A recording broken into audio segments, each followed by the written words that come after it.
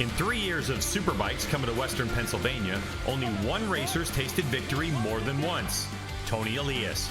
But the 2017 national champ has to face off against reigning #1 plated Cameron Beaubier, who, at every race he's finished this season, has taken the checkered flag first. Can Elias and the rest of the field of hopefuls put a stop to the Beaubier bulldozer?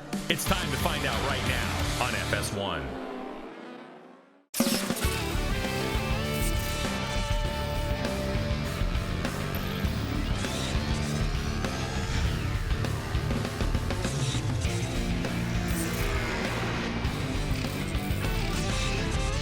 Excitement is building for the Moto America AMA FIM North American Road Race Championship, our 4th round for 2020. Moto America Superbikes at Pittsburgh in Wampum, Pennsylvania at Pittsburgh International Race Complex, also known as Pit Race.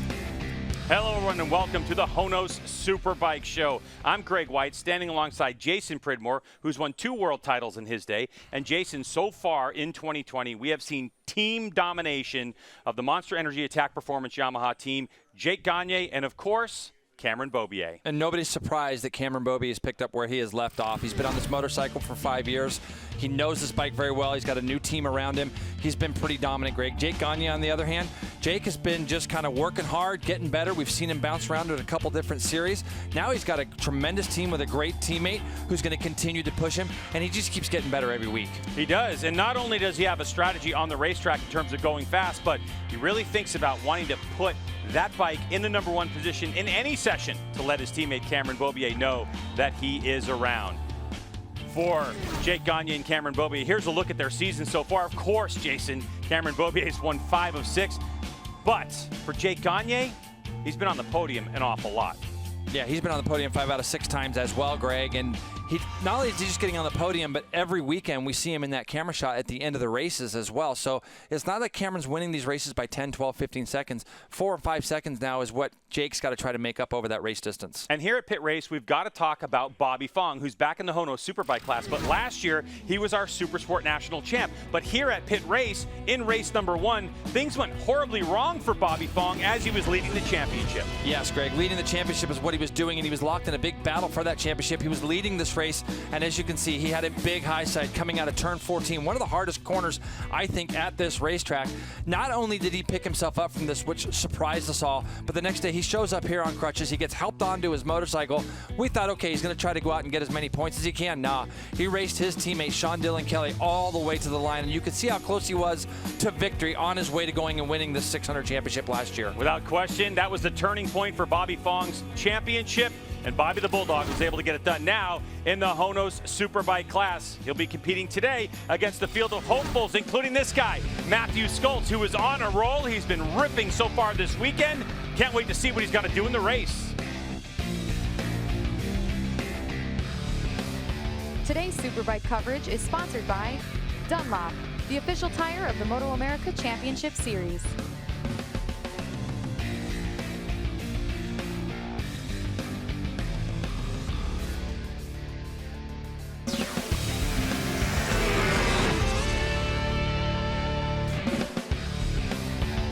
Back in Wampum, Pennsylvania at Pittsburgh International Race Complex as we are getting closer to the start of this one. Just about 8 minutes away from race start at Pit Race.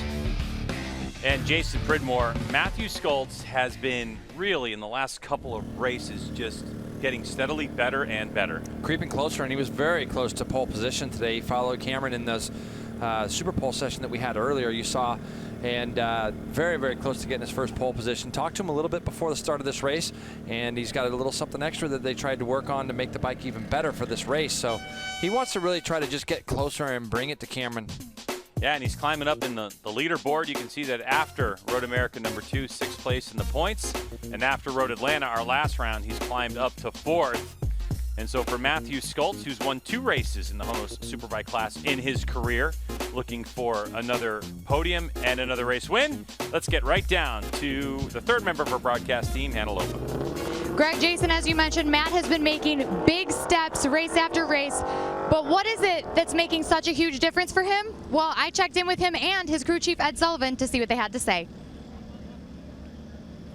Yeah, so over the winter, at the end of 2019, we had a really good software update. It seems to have made the bike easier to ride. So Matt could always do a few laps, but now we've got a bit more comfortable over race distance. Just keep working on the chassis, and just, you know, sometimes you take a wrong turn, but you've just got to keep learning, keep pushing. We've got to catch Cameron and Jake. So yeah, Matt's riding really well, but a lot of electronic changes. Pre-season testing was cut short with me breaking my collarbone.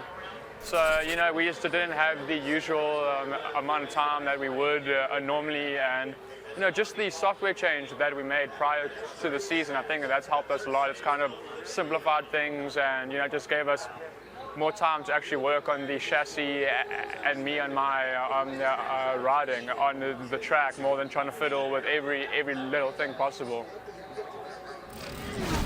So some big changes to the bike, some more seat time, and that team is working so incredibly well together. And when I spoke to Matt earlier, he said he definitely thinks he has the pace to stay with those Monster Energy Attack Performance Yamahas as well.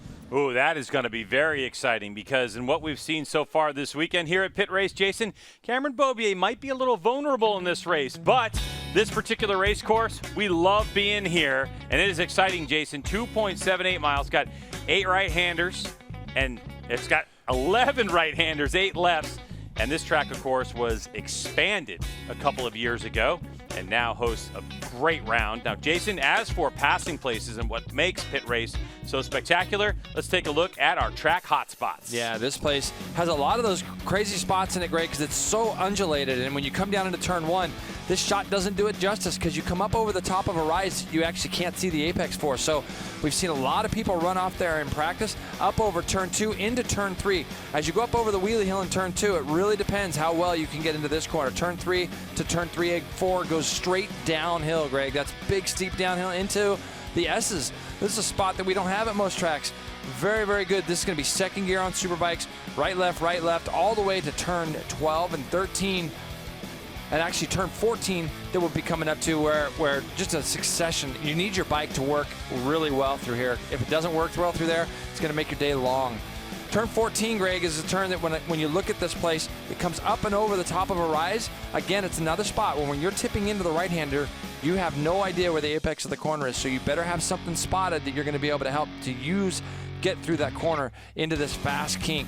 Then we're going to go through a chicane and head towards turn 17, our last corner. We've seen things here in the past races, people making big last lap lunges, and this is going to lead us onto the front straightaway. Every lap helps here. As for this guy, Cameron Beaubier, he's got this place dialed in. It may look like on paper that it's business as usual, but that's not necessarily true. More after this.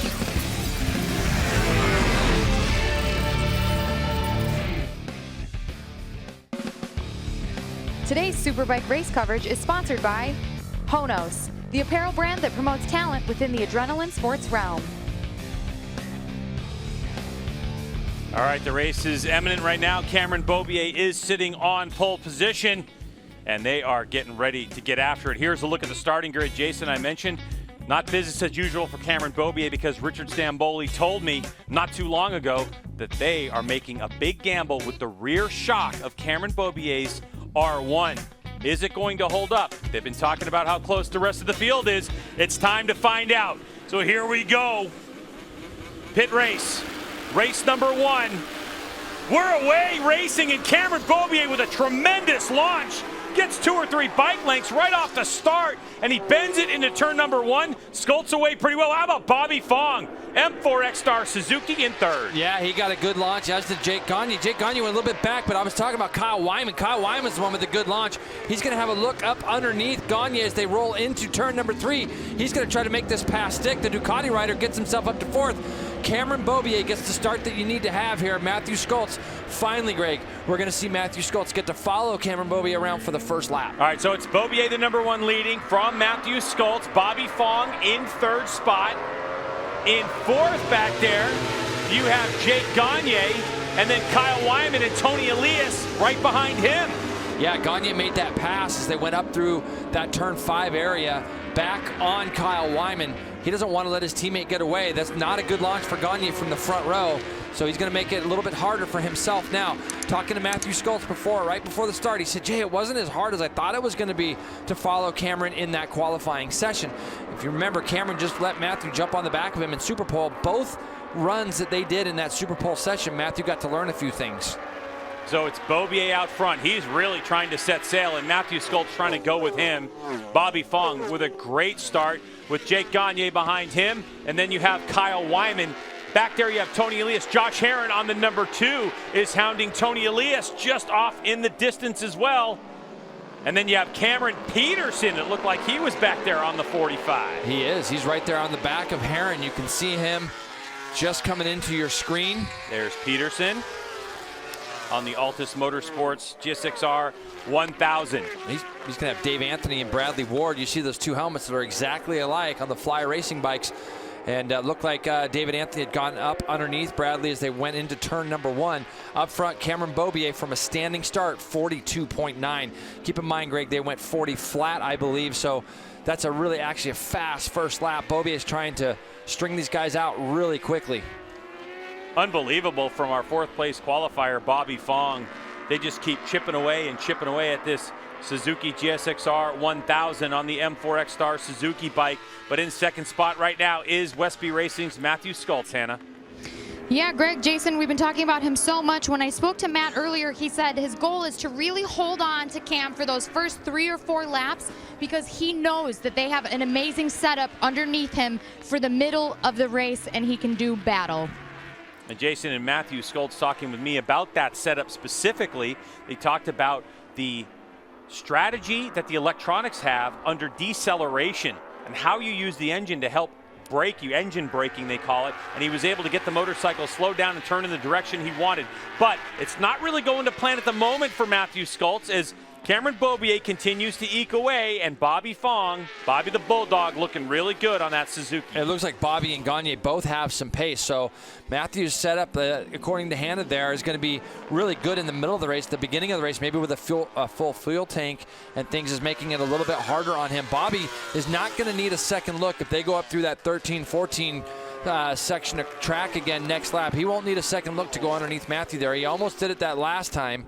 And all the while, Gagne doesn't want to try to burn up his tire too much to get past these guys, but he's kind of got to get his hustle on, Greg, because Cameron Beaubier is definitely getting away. 40.8 first lap. You just saw a look at what makes pit race so gnarly. Leaned over, acceleration, wheel in the air, trying to get it straightened up. This roller coaster ride is so spectacular to watch, and for these racers to get a good setup, it's critical. Bobby the Bulldog Fong right now in 3rd spot. A Lodi Cycle Bowl product, Stockton, California native. People don't really understand, they don't think about Bobby's had such a long career in this series that this is his first go at a proper superbike with electronics as Josh Herrin, Scheibe Racing BMW, what a job. Goes around Tony Elias. Yeah, that's you see Josh shaking his head. Good job from Josh Herrin. He's going to keep on and get his head down. I don't think Josh probably got the start he wanted either, but he's going to go chase after Kyle Wyman now. Remember, these two guys were teammates on that Yoshimura team last year. Both paths have gone a little bit different direction. Both are on new teams now. So, and Josh is on a whole nother brand. So he's working hard to get this Scheibe Racing BMW closer to the front. Now he's going to look up the track and see Kyle Wyman on that Ducati. Here's the pass, Greg, as they go down into that turn 7 area, the place that starts the S's. He's going to get in there. He's going to run a little bit wide, but he's going to have the line for the next corner. Yeah, you can see Tony have a look over him because of that switchback. And Tony wanted to see where Josh was going to see if he could make a move. But Herrin is setting sail. And Jason, in talking with Josh Herrin this morning, we talked about Friday, our practice qualifying day. And he said he's gotten more laps on Friday so far this season on that Scheibe BMW. And they were able to make such tremendous progress. Additionally, by adding Mike Himmelsbach to the program, who works for O'Leans, he's now adding a little bit to the suspension. So the number 2, Josh Herrin, enjoying some riding on that BMW. Back up front we go. The battle for second we're looking at, Hannah. Yeah, just back to Josh Herrin really quickly. I spoke with team owner Steve Scheibe. He told me they finally got those electronic gremlins sorted and that the team is really finally getting to a place where they can fine-tune and refine things and put the best bike possible under Josh. Yeah, and the thing is that what Greg said earlier about getting those laps, you have to have the laps in, otherwise you don't know the gremlins you're trying to fix. And so that's been the big thing. We saw in Atlanta a lot of frustration because of that. So the thing is that if they can do more laps, they're going to be able to get that bike a little bit better. And Josh Herrin, honestly, he rides so hard and he rides so well. He'll keep making that bike better. Now, these three guys are about 1.3 back, but it looks like that gap's got a little bit closer to me even this lap, Greg. I'm having a look, but it just doesn't. Yeah, Bobby Fong is just a little bit tighter up over the top of the hill, but they're not like letting Cameron just blaze away at the moment. 1.3 seconds, the margin between Beaubier and Matthew Skultz. You can see the accordion effect as the differences in speed through each corner. Bobby Fong is just trying to stay on the tailpipe of Westby Racing's Matthew Skultz. So you have Cameron Beaubier, who's been absolutely dominant this season. You heard at the top of the show, every time he's taken the checkered flag so far this year, it's been in the #1 position. And I'll tell you what, man, talking to Richard Stamboli, that shock change that they made, it seems to be paying off.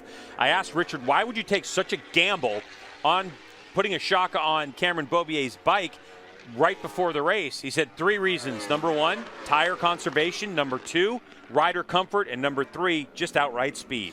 Yeah, and it's going to be a very well-educated guess if Stamboli wants to make that big of a change to the motorcycle before the start of the race. So even though it is a big change and it's going to be something that that might be different for Cameron, it's not going to be so far out in the realm that it's going to ruin the idea that Cameron's race could be influenced by that. And, you know, here at Pit Race, Jason, over the course of the couple of years that we've been coming here, we started coming in 2017. If you remember back, the surface here was new and very abrasive. It really ate up tires. So we're at the age of this racetrack where it's really coming into its own, the actual surface, and mature. And so when these riders showed up, as the racetrack starts to smooth out a little bit in terms of grip, a lot of what everyone was chasing was rear grip. As you can see Matthew Skultz get on the gas and get that rear end stepped out a little bit on that Westby Racing Yamaha. Oh, there's that move again. And you can see, Greg, it actually balked Bobby Fong a little bit up over the top. It was almost like he wanted to commit, but it's a place where you have to commit really heavily to do it. Really impressed with Bobby Fong this year. He just seems to get on with it in the races. There are times in the weekend where he looks like he's a little bit off pace, but he goes to work hard with his team. Very experienced crew down there in the M4 X-Star team. And, you know, he goes to work hard with those guys, and then he just kind of gets on the bike and just rides it. And that's exactly what he's doing now. He's really pushing Matthew. And Bobby not at 100% fitness. Just 7 days ago, he was hurt and he had a crash and he hurt himself at Road Atlanta. So Bobby Fong doing a great job right now to hold on to the back of Matthew Skultz. But Hannah, have you had a chance to talk to Bobby about his physical condition?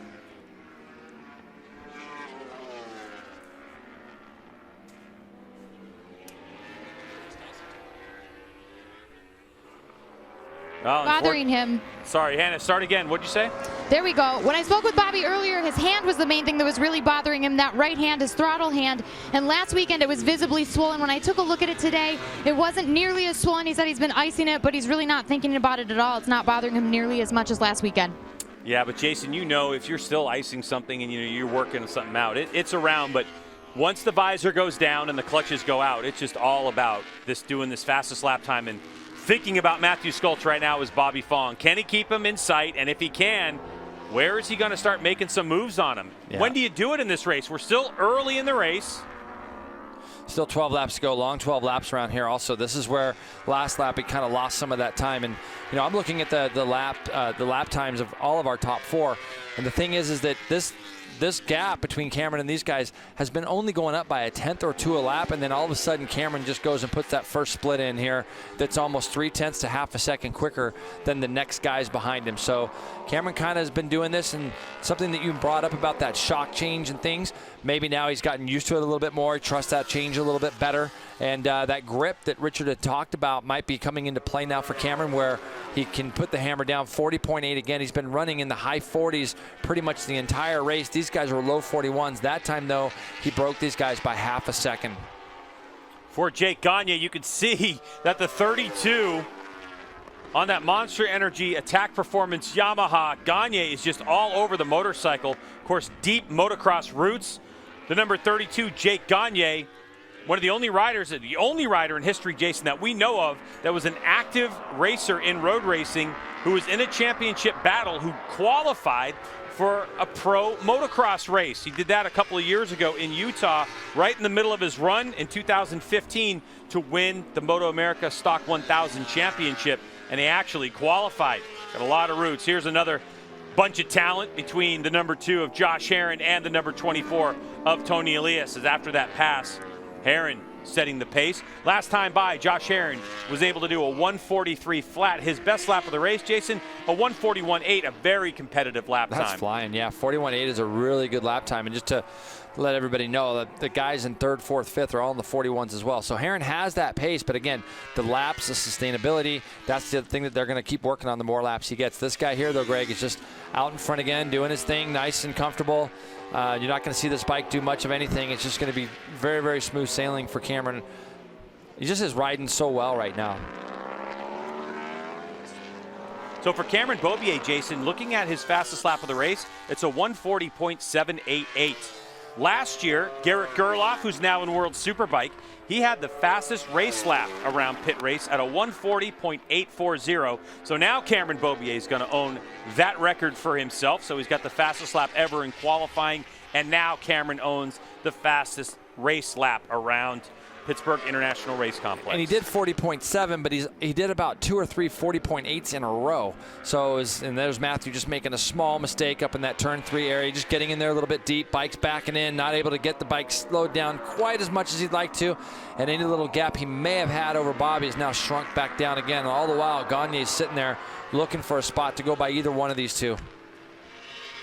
10 laps to go in this one.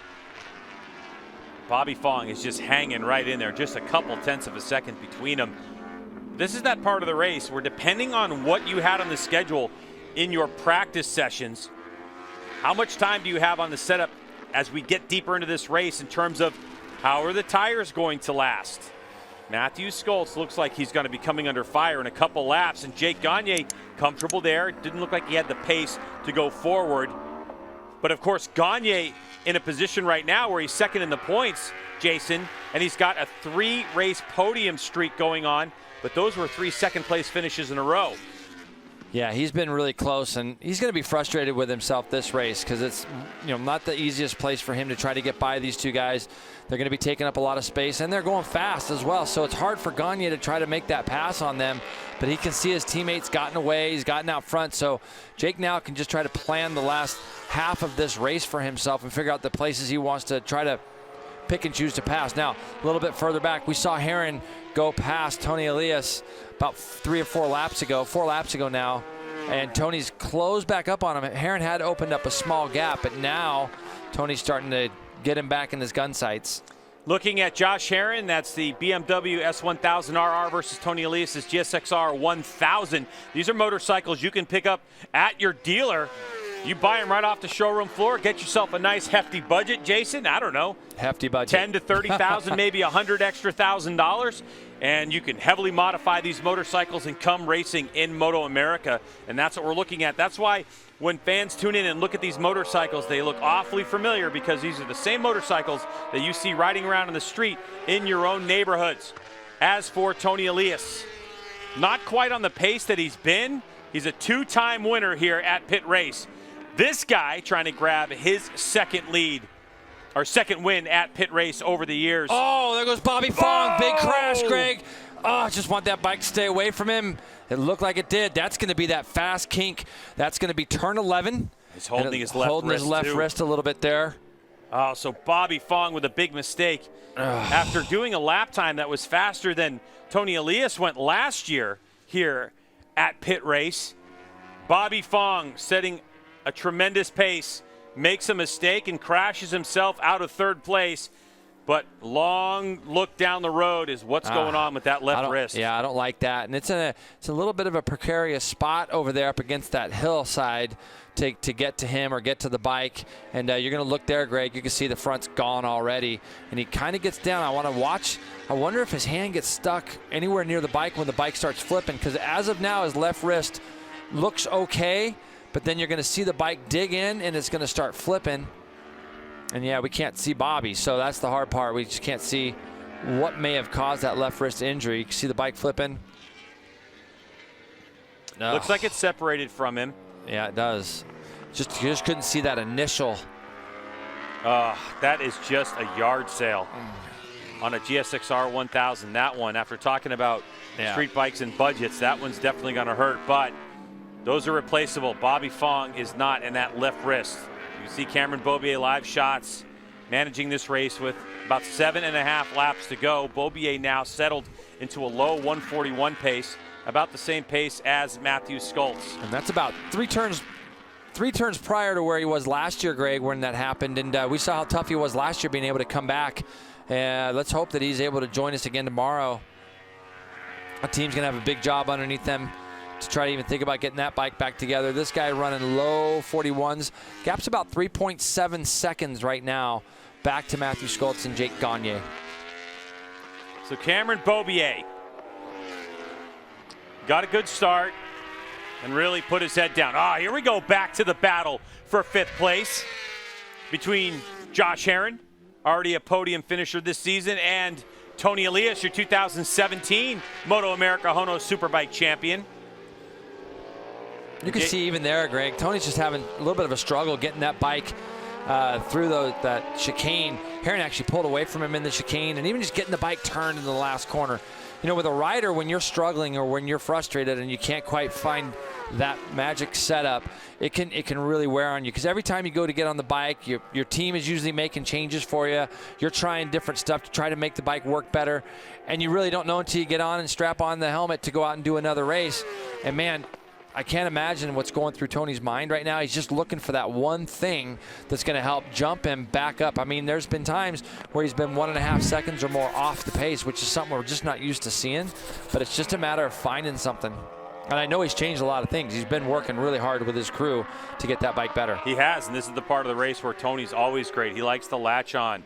Hannah, we're pretty deep in this race, but these Dunlop tires are holding out pretty well. Jason was just mentioning some big changes to the bike for Tony Elias. I sat down with him just before this race. He said he threw a big change of the bike. It could be a bit of a risk, but he thinks it's going to pay off. He would not tell me what it was, but I'm just speculating. You mentioned those Dunlop tires. Tony's got that yellow banded rear tire, which means he's running the medium compound, whereas every other rider on the grid right now, or on the track rather, is running that soft compound rear. So how do you think that's playing out for him right now? Well, middle of the race, Hannah, and moving forward, it should be better for him. And we'll keep an eye on both him and Herrin's bikes as far as how much they're moving around. Through here, though, this is where it looks like the side-to-side transitions, Tony just seems to struggle a little bit through the side-to-side transitions. And then even coming out of here, the last lap, I saw Herrin's bike was lighting up the rear tire a little bit more than what Tony's was. But you can kind of see, yeah, that was a little bit better for Tony there than it was the lap prior. At least he was able to get in there and get the bike turned, Greg, a little bit better. Yeah, so much power in the BMW S1000RR as the rear wheel started to spin on Josh Herrin's bike. He's able to lift the front tire and kind of control that. But Tony Elias looking really close now. The question for Tony, because we know Josh Herrin is a demon on the brakes, and these two have raced each other over the years. Yeah. Where are you going to do it? Where are you going to try to get Josh Herrin? And when you don't have that absolute confidence in your bike, even though these guys are competitors and they want to race against each other as hard as they can, they want to keep it safe as well. And when you don't have all the confidence in your bike, it makes it to where you don't want to put yourself in a vulnerable place to just clean somebody out either. So Tony's been around a long time, raced against a lot of fantastic riders, so he's going to be smart about where he picks and chooses. If he can get by Josh Herrin, he'll find the right spot. And of course, Tony knows his way around pit race. The last time he won in Moto America was last year right here. So he's familiar with the track and he understands where he can get that M4 X-Star Suzuki around Josh Herrin if he can make the move. But Herrin just looks solid right now. Definitely does. And these guys are operating right now, they're 18, 19 seconds behind. So when you look at the pace that they're running, 42.7s, that last time, 43 flat, 42.7, guys up in second and third are still pretty solidly in the 41s. Now, Kyle Wyman just up the road from them is only about 4 seconds up the road. He's also 42.7. So these two guys are going to take this battle down, and I'm sure Tony's trying to figure out exactly where he's going to make this work. But you can see the different lines that both of them even have. You can see Tony's a lot just kind of moving around the track. He's been tighter in a lot of spots. Even in that last corner, I've seen him tighter through there than he was that time through. 5 laps to go. It's Beaubier, Schultz, Gagne, 1, 2, 3. Kyle Wyman in no man's land in 4th spot, doing a great job. And then this battle between Herrin and Tony Elias. David Anthony in 7th, Cameron Peterson in 8th, Jake Lewis in 9th. Yeah, that's the battle. There's Cam Peterson. There's Jake Lewis. Looking at Jake Lewis on that Celtic Racing Ducati for the first time with Bradley Ward right behind him. Bradley from England, former Supercross rider, jumped up, started doing some 600 stuff with us last year, and now he's in our Hano Superbike class as part of Fly Racing, and he does a lot of stuff with Aussie Dave Anthony, who's just up the road ahead of them. But having a look here and seeing what Jake is doing on this bike, but he's being chased pretty hard right now by Bradley, isn't he, Hannah? Yeah, just to comment again on Bradley Ward, this really speaks to the camaraderie and the level of friendship and just teamwork within the paddock, within separate teams. Max Flinders had a bit of a get-off yesterday and ripped his leathers, and Bradley actually lent him a pair for the race today. Yeah, that's awesome. Max Flinders hurting on his right hand. He's back in 13th spot as we continue to look at the maturation of Bradley Ward, because he just keeps going quicker and quicker. And on that Fly Racing team, it's a very interesting dynamic that David Anthony runs that team. You have Sam Bertarico is in there as well. So you have David Anthony on a Suzuki, Bradley Ward is on a Kawasaki, and on a Yamaha is Sam Bertarico. And so it's really about the team camaraderie and what bike each rider on the team wants to ride. And it's great that Bradley's getting a chance to ride around the likes of Jake Lewis and as well as Cam Peterson. Now, I saw in the background, look like they're coming into some traffic, the two guys in 2nd and 3rd. This guy doesn't care. He's 3.8, Greg, and this is him just controlling things a little bit. You can see that it looks like they had gone by possibly Sam Bertarico there as they came up over that hill.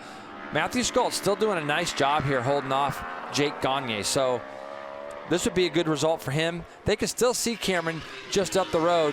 Just to keep it in perspective, 41.9 that last night by Cam. These guys were a little bit quicker, but Cam may have got by Bertarico in a weird spot as well. So that could be the difference in lap times.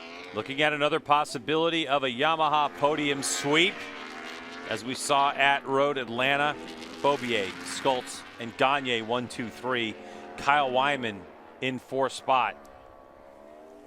So impressive to listen to what Matthew Schultz has been up to. We heard at the top of the show, had a collarbone break. Since then, everything has just fallen in place. He also had a nagging shoulder injury, and so with the break that we've had with COVID, he was able to heal that up, and he feels so good. And I was told, too, by Matthew that he has a motocross track about an hour from his house. He's worked out a deal with the owner of that track, and he has private access to that motocross facility. So he can kind of go when he wants to, Jason. It's not open to the public all the time. So if he wants to go moto in the morning or 6 o'clock at night, he wants to go out and moto, he's got it. He said it feels like it's his own private motocross track. And of course, Matthew is a huge fan. And when I asked him, the number 11 Schultz on the Westby Racing Yamaha, about his motocross, what are you trying to accomplish? He said every time he does a lap or a corner, he's thinking about something, Jason. Throttle control, body position, everything that he can learn on a motorcycle, and it's really paying off right now. Just getting that seat time, and I mean, it's very well documented. So many racers like to get on the motocross bike and just get out there. Not only is it good for their physical side of things, it just keeps them on a motorcycle. So, and we know this guy. You said this guy earlier about qualifying for an AMA 450 National. That track in Utah that he did it on, I think I've heard more than one or two of those guys say it was probably the worst track that they had ever ridden as far as how bad it was and how bad it was coming apart. I mean, it was really, really rough.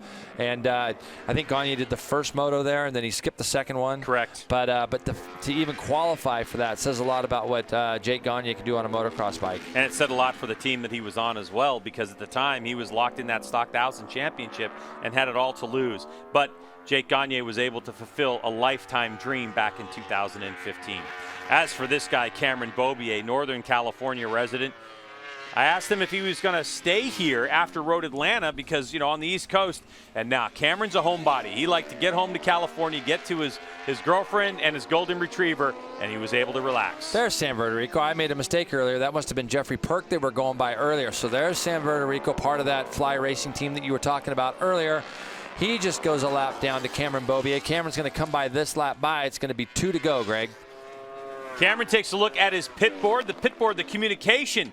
The only bit of communication that the team would have to the rider No communication in the helmet, so they get to look at a pit board that has designated information for them. I guarantee you it said about 3.5 seconds the gap, because last time by the stripe, Matthew Skoltz was able to get another 0.4 of a second, but with the amount of laps we have left in this race, it's going to be a little too late as Cameron Beaubier continues to manage this lead. And how about the battle for 5th? Again, Tony Elias had gotten around Josh Herrin at the stripe, but Herrin gets around him again as that BMW is bucking and weaving over the crest of that hill. It certainly is, and I know we got a big crowd on the hill over there, so they're getting a good view of this. These two are going back and forth now, and Josh was able to sneak back up underneath them as they went down into turn 1, has a look over his shoulder. So I'm not sure, maybe something happened in one of the last couple of corners before we caught these guys on our screen, but they are coming up, I believe, on Jeffrey Perk as well now. Yeah, this battle's definitely not over. There's the 31 of Perk. So Herrin's going to try to go up the inside. Nope, it's not going to happen. And so Herrin, with just a twist of the throttle, gets around Perk. Perk's going to know he's there, so he gets out of the way. Ooh, and something was going on there for a second. I saw some smoke of some sort. Or something come off, maybe a knee in the grass around here. But anyway, it doesn't affect our race that we're looking at. For 5th place, Josh Herrin back around Tony Elias. As for this guy, Cameron Beaubier, he has been the talk of the town through the final corner. White flag flies. So final lap for Cameron Beaubier. You could see onto that front straightaway on the gas, a little bit of wiggle out of that chassis. I guarantee you they're going to be looking to make improvements on top of what they already have. The gap is now down to 3 seconds. Jake just hasn't been able to do anything with Matthew this whole race, nothing. So he's got the last lap here to try to do something, but Jake Gagne there has just been following Matthew, not quite been getting close to make a pass on him, to make a move on him. They're going to be catching up to Jeremy Coffey as they come down into the turn 5 area. So Coffey, who was involved in an incident earlier in the weekend, had a big crash, able to get back out there, and he's rolling around in 14th spot, doing a great job. He looked like he was in a little bit of discomfort. Yep, talked to him a little bit earlier, and it was very close between him and Ashton Yates this morning, and it going down into turn 1 on only the 2nd lap, and he did everything he could not to hit Ashton, and actually sacrificed himself a little bit there. But just looking to see if Gagne can do anything with Matthew. Matthew just looks solid where he's riding, and that's what's made it so difficult for Jake to do anything. So Gagne in the attack position on Matthew Skoltz. Skoltz trying to defend 2nd place. Matthew Skoltz on a podium streak of his own. He's had 2 third-place finishes. He's looking to get one more step. As for Gagne, he's been on a run of 2nd place podiums, 4 of them. As Cameron Beaubier, the last part of this racetrack here at Pit Race, has put on an absolute clinic. One more corner to navigate for Cameron Beaubier. He is pumped. Why? The checkered flag flies for the Californian, and he will take victory in race number 1, and Matthew Skoltz holds off Jake Gagne for 2nd place. 2.9 seconds, the margin of victory for Cameron Beaubier. After what was a very close qualifying, where Cameron almost sat in 2nd place on the grid. Many speculated that the race would be closer, but that Monster Energy attack performance team put their heads down between Super Pole qualifying and the race as Josh Herrin off in the grass. He had a problem before this because he had fallen so far behind Tony Elias on the last lap. I'm not sure what's going on. Something broke on Josh Herrin's bike on the last. The checkered flag. Yeah, here he comes across the line. See it? The bar. It looks like the handlebar. The handlebar broke on the last lap because him and Tony were glued together. And it's just, I feel bad for the guy. He's trying so hard, and it looked like he was holding the clip on, didn't it? It did, yeah, and on the throttle. So it's Beaubier, Skoltz, Gagne. Kyle Wyman's able to hold on to 4th. Tony Elias then gets 5th.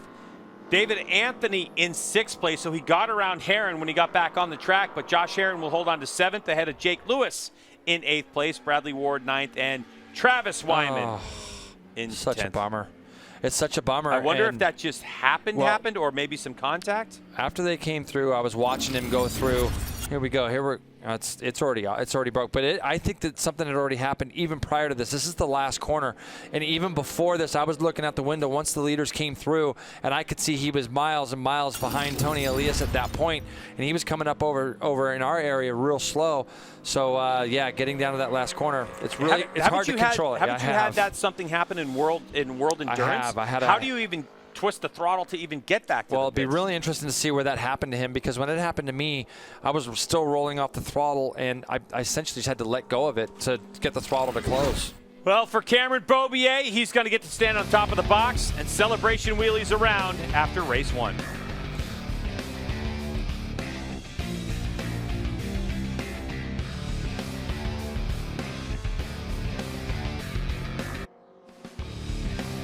Today's Superbike race coverage has been sponsored by Dunlop, the official tire of the Moto America Championship Series.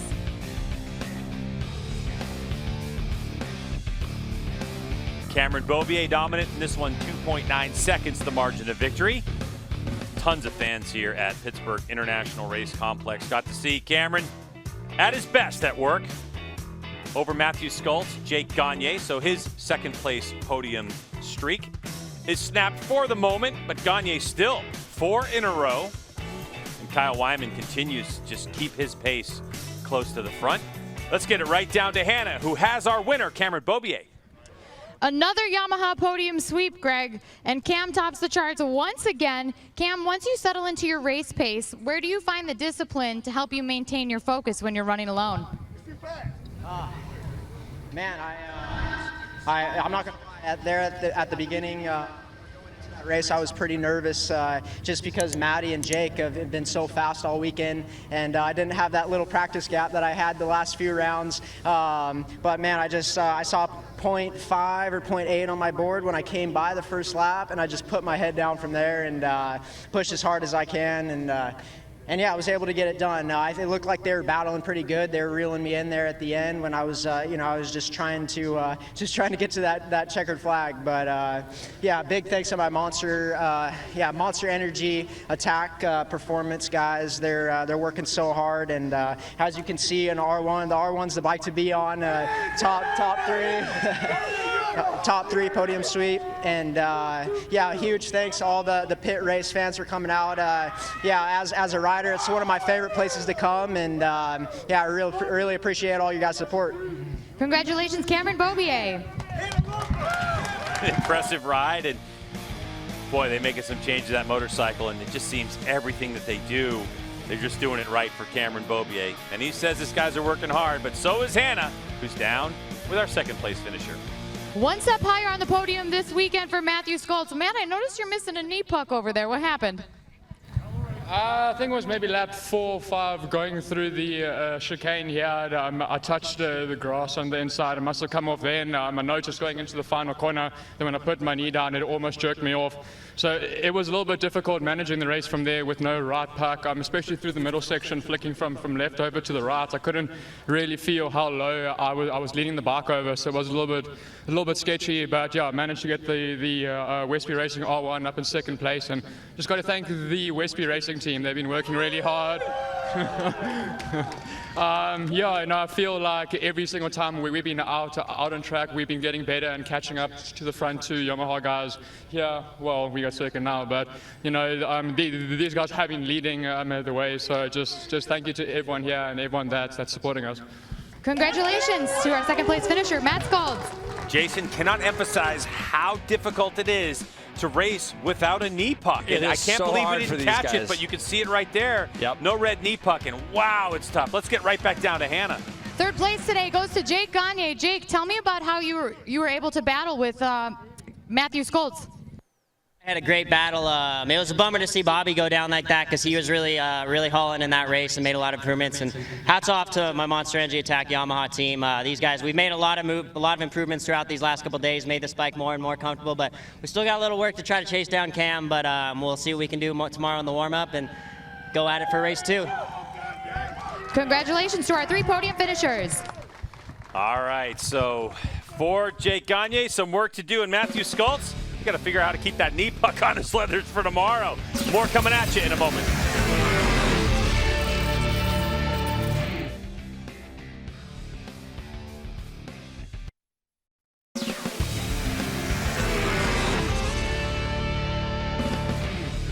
If you're new to motorcycle road racing, the knee pucks, which are obviously those plastic things you can kind of see with a lot of asphalt on them, critical for getting these motorcycles around the racetrack, because Jason allows these riders to feel where the ground is. Now, looking at our championship, Cameron Beaubier, after his do not finish earlier on in the year, just continues to pile the points on. And normally what we've seen the last couple races is that 25 to 20 difference between Cameron Beaubier and Gagne, but this time it was 9 points that Cameron Beaubier was able to get on his teammate Jake Gagne. Now, looking after those points, Jason, let's talk about Matthew Schultz. Now, he's got those speedy leathers, and I'm going to tell you something. Those leathers are amazing, and that knee puck Velcro's on there, so he must have really hit that curb hard in the grass. Yeah, it's crazy. It doesn't take much to just catch your knee on something, and we've seen guys over the years catch them on today he caught it on grass. We've seen things where they catch them on the curbings and things. And when it goes away, and as early as it did, 4 laps in, it makes it really a long race for the rider because we use it as a gauge. So he'll be back ready to go with a new set of leathers, and hopefully it'll work better for him. And he'll be a lot faster, a lot more consistent tomorrow. We look forward to seeing what Cameron Beaubier's got going on, and Schultz and Gagne and the whole field tomorrow. We'll have it for you from Pittsburgh International Race Complex right here on FS1. Thanks for joining us. For Hannah Lopa and Jason Pridmore, I'm Greg White. We'll see you tomorrow.